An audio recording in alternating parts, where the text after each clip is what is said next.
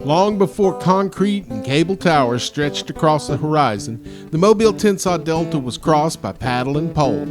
Canoes gliding through cypress shadows, ferries drifting under golden skies. Over time, progress carved new paths. The causeway carried cars across the marsh and tide. Now, a soaring bridge promises the next leap forward. This is the story of how we've crossed the Delta, through centuries of ingenuity, determination, and vision. I'm your host, Stu Donald. Let's head to the Delta.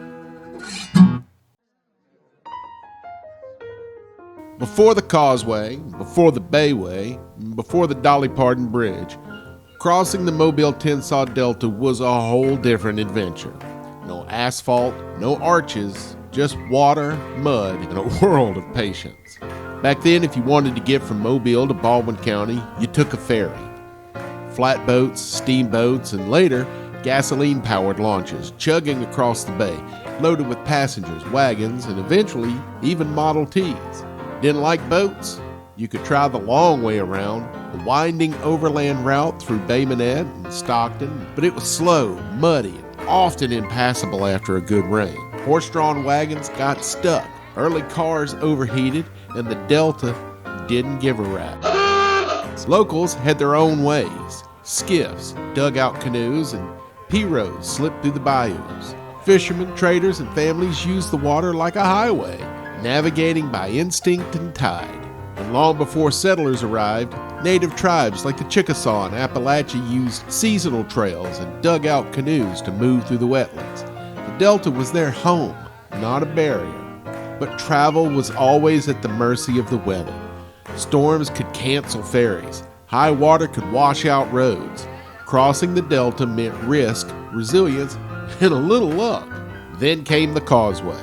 Raised embankments, concrete bridges, and a new era of connection. Suddenly, Mobile and Baldwin County weren't just neighbors, they were linked. Today, we zip across in minutes, but back then, crossing the Delta was a journey. Every trip told a story, grit wrapped in the stubborn beauty of the bay.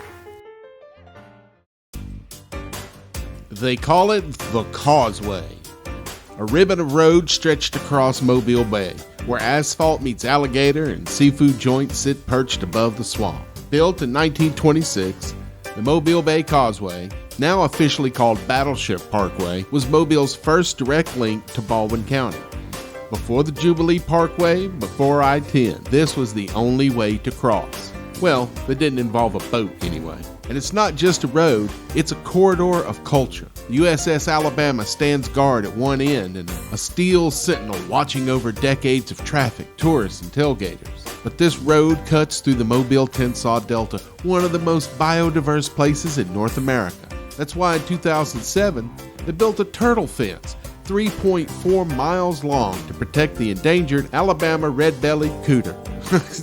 I didn't name it, y'all. It's a turtle. Look it up. Locals know the causeway for its food. Steamed shrimp, gumbo, oysters on the half shell or grilled, served with a view of either the glamorous Mobile Bay or the sultry Mobile-Tensaw Delta. Don't be surprised to see pelicans by the dozen and just maybe a gator sunning itself nearby.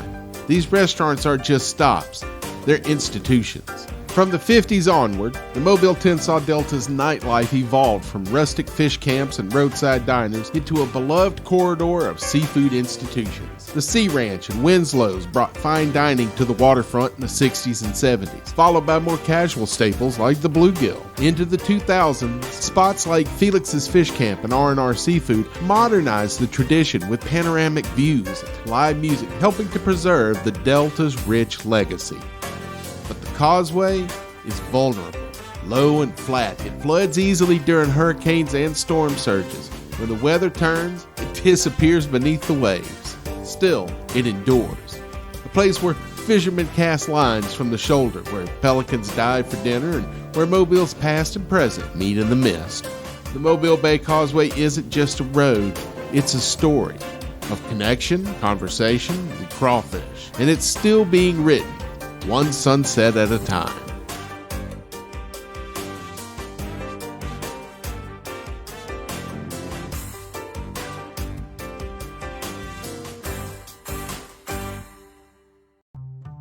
It's big, it's bold, and depending on who you ask, it's got curves that rival country music royalty. This is the General W.K. Wilson Jr. Bridge, though most folks around here just call it the Dolly Parton Bridge. Built between 1978 and 1980, this dual-arch giant carries Interstate 65 across the upper Mobile-Tensaw Delta. At over 6 miles long, it's one of the longest bridges in the country, connecting Mobile to northern Baldwin County with a sweep of steel and concrete. The nickname? It comes from the shape of those parallel arches. From the right angle, they resemble, Dolly's famous silhouette. Add red lights on top, and the legend was born. But the official name honors General Walter K. Wilson Jr., a Mobile native and chief of engineers for the U.S. Army Corps. He pushed for a high-level bridge that wouldn't block river traffic, a visionary move for a growing port city. The bridge doesn't just span water, it crosses one of the most ecologically rich regions in North America. Mobile-Tensaw Delta is a maze of rivers, bayous, and wetlands, teeming with wildlife and with history.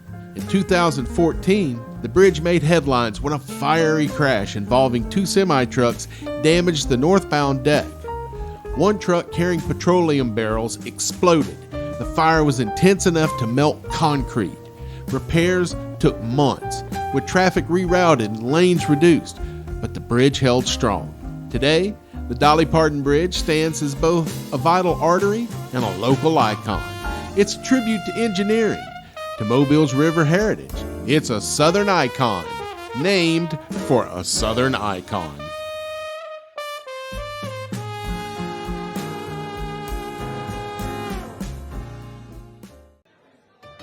It's long, it's low, and when the storms roll in, it disappears. This is the I-10 Bayway, Mobile's high-speed lifeline across the bay and the delta, built for the future, but haunted by the water below. Now, back in 1978, engineers laid down two parallel bridges, 7.5 miles of concrete, just a few feet above sea level. They called it the Jubilee Parkway, named after the bay's mysterious seafood phenomenon where shrimp and crabs rush to the shore. But this bridge, it was built for cars. It was a game changer. Interstate 10 could now leap from Mobile to Daphne in minutes. No more crawling across the causeway. This was speed, scale, and modernity. But there was a catch.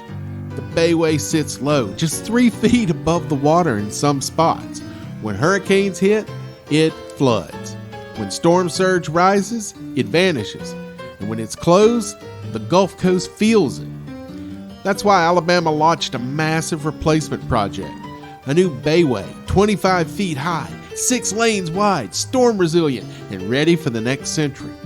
It'll include tolls, better drainage, and a towering Mobile River bridge to let ships pass underneath. But before the concrete pours, the pass gets unearthed. 15 archaeological sites along the route revealed Native American settlements, old wharves, and forgotten industries. And the Down the Bay Oral History Project captured voices of longtime residents, adding soul to the steel. The I-10 Bayway isn't just a bridge, it's a balancing act between speed and storm, progress and preservation. And soon, it'll rise again, higher, stronger, and still chasing the horizon. Hey, click like and subscribe if y'all want to see me drag my butt across Stu's freshly cleaned carpet.